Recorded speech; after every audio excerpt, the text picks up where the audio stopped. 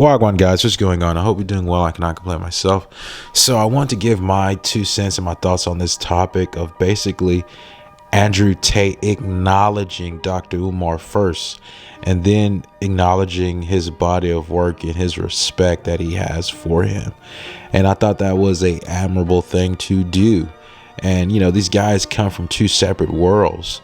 And yet, both of them are very highly respected. I can't say that. And, you have a lot of guys that,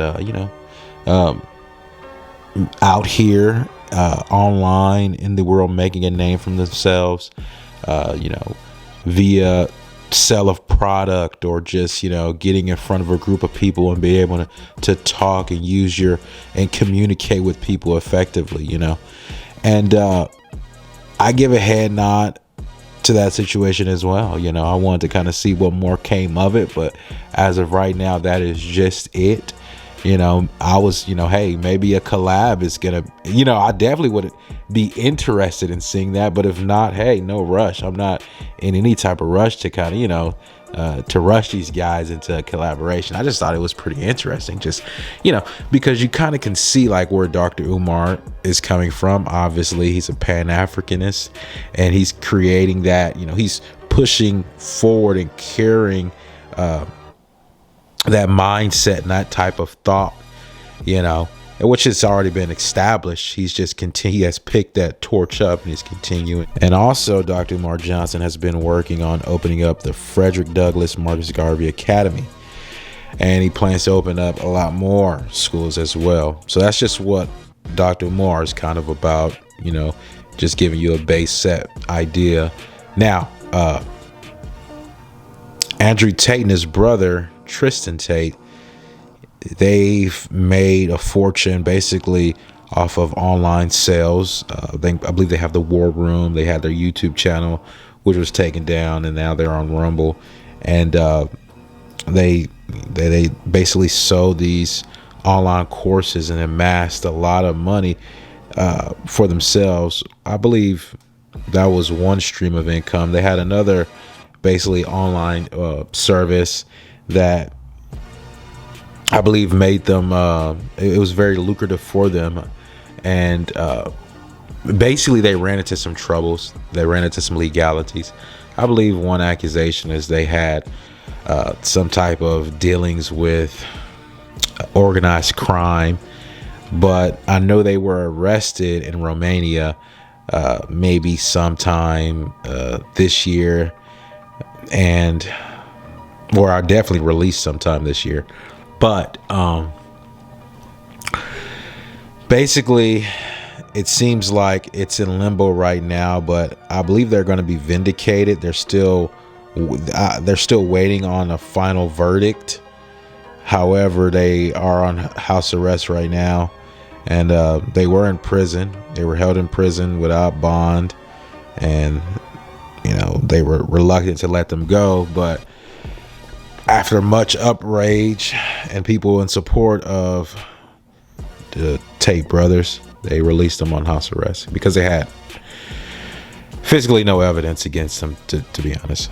And it was just super convoluted story, and you have just a bunch of people that's just going to throw things and see what sticks. But that was the whole deal.